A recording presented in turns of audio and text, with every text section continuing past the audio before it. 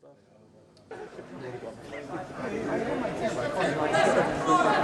Late Tide fighters for fight number 16, please to the red barrier. Final few seconds here of round number 2 of match number 8. And here at the 2016 Koushu event, TaiChiFighter.com, and we're here with Mike Pecor, LongIslandTaiChi.com. Welcome, Mike. Thank you. How's it going today? It's going great. So we just got done watching some fights, people getting their heads clocked and shirts torn off and pants ripped up and thrown off the lei tai, all that kind of good stuff. Do you think Tifeng would work out there?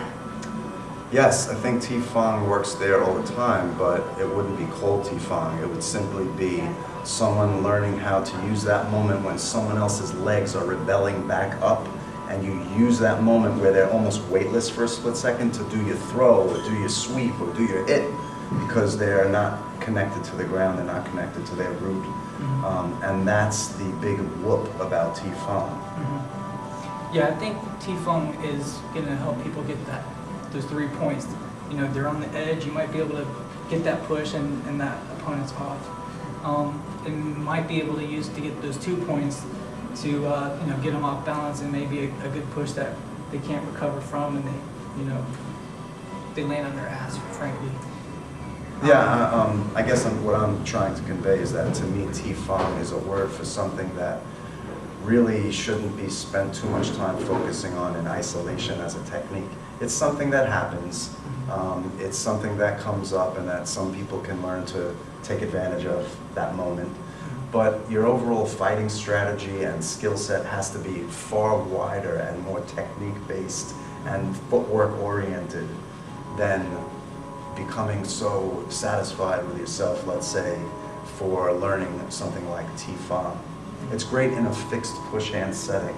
You could impress people and show them a new skill that maybe they don't have, but you can't just jump on the lei tai platform and start fighting if you're not also conditioning, strength, sparring, running, you know, a fighter, what a fighter would do. What a fighter does, yeah. Right. So the Tifeng and all that, it's for the layman who plays in the park and goes to watch the fights. Right. Everybody, so Dave and I are just going to ease into playing. We've never played before, and my goal is going to be to maintain my freedom of movement, my ability to change with what Dave's doing, and if I can't learn from the experience, what could I have done differently? How could I use the Tai Chi principles to handle that situation? Okay. Okay?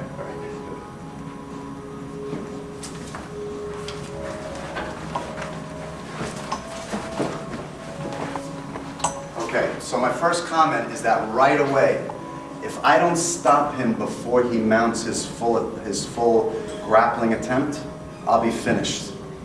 The only thing in real life that I could try to do at that point would be to strike. I'm not saying it would even be successful in real life, but that would be my last hope at that moment. So I have to cut him off before he closes the distance. So I have to be very reactive in my arms to not get sucked in, and then I have to take away his balance as quickly as I can and keep him off balance, or I'm toast.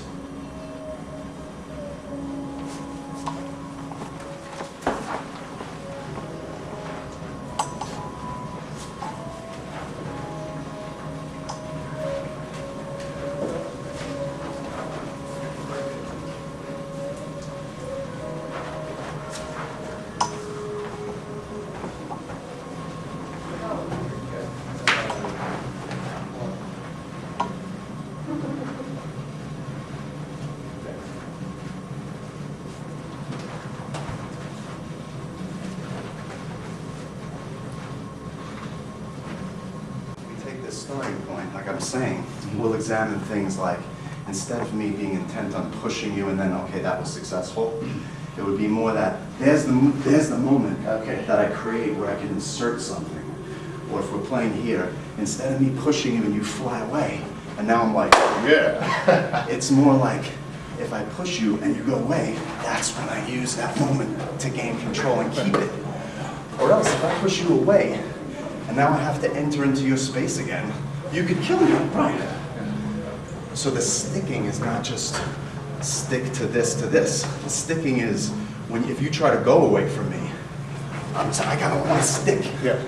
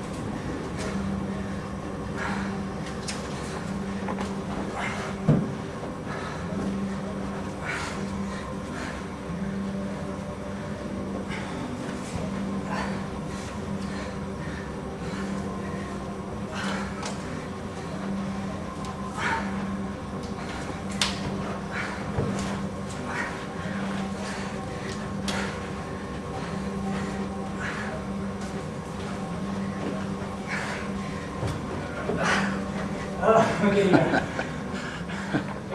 Yeah, but it's not something you go looking for. It's when you feel his leg. You feel his leg, your reaction is to take control of it.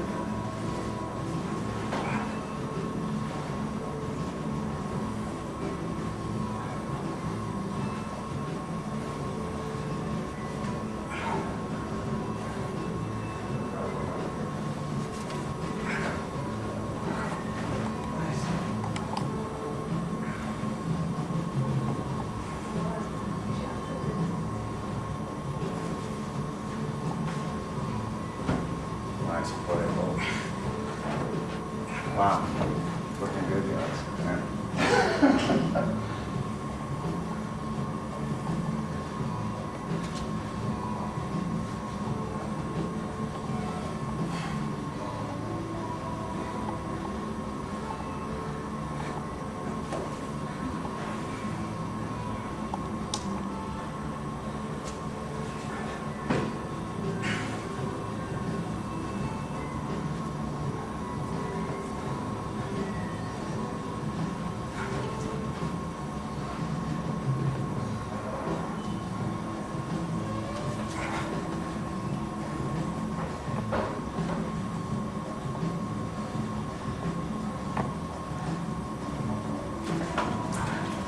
Nice.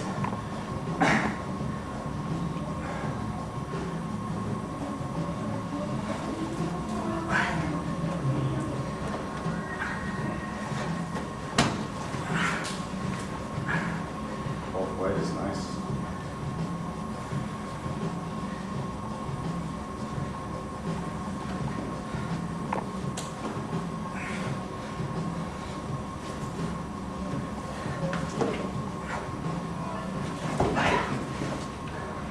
Awesome.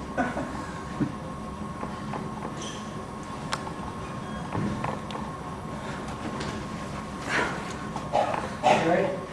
Back to the interview after some play, a little bit of toy show with a little bit of cheese out thrown in, and it was a really good play. Getting to touch hands to definitely experts of Tai Chi Chuan. And for Mike, I would say, what kind of suggestions do you have for me to improve on my game? You have great skills. I think just maybe the context of what push hands is supposed to, let me start over. The place of push hands in the overall training might not be as clear to you as someone else who I would say, wow, he really has it.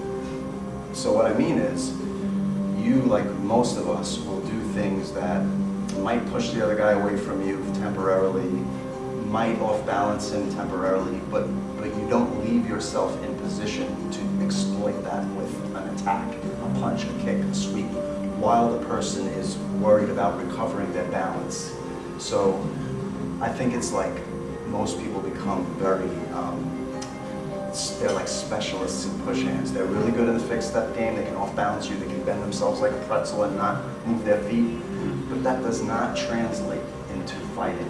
What translates into fighting is footwork and stepping and being able to change. And that segues me into my next question is, what can the person who does judo, jiu-jitsu, MMA, Muay Thai, whatever, who's watching this video, what can they get from the skill sets that Taiji presents? Oh, excellent question. I would not say they would get any technique at all. They would get more awareness of how to use their own kinetic chain, how to take force down into their feet, then rebound it up through their body with timing, with control, and then use their arsenal that they have already in a much more crafty way. So I think it would be like lubing up what they already have. How about any other messages you have to people watching this video? Message across, like first your website, where they can reach you, people in the New York area, and the Long Island, where they go. My website is TAICHILI.com. It looks like Thai chili. It's TaiChiLI.com. The truth is, it's not my main profession. I teach martial arts all day long as a phys ed teacher. I started an elective program, so I have high school kids who take Tai Chi, Kung Fu all year with me instead of the usual basketball, football, etc. That's where I really earn my living. So my school, it's very informal in the sense that I bring in some elements from Wing Chun, I bring in some elements from boxing. I really don't care if I'm not a purist. I don't believe in being a purist unless that's your hobby and that's what you love. And that goes back to the push hands thing. If you become just a specialist in push hands, that's great, but you may be neglecting the time and energy that other aspects of fighting really require if you want to consider yourself competent. So anyway, thank you. Push hands play at the Koushu tournament? Is he your student? No, we're friends. We do other different martial arts. Like inside, outside, one body, arm.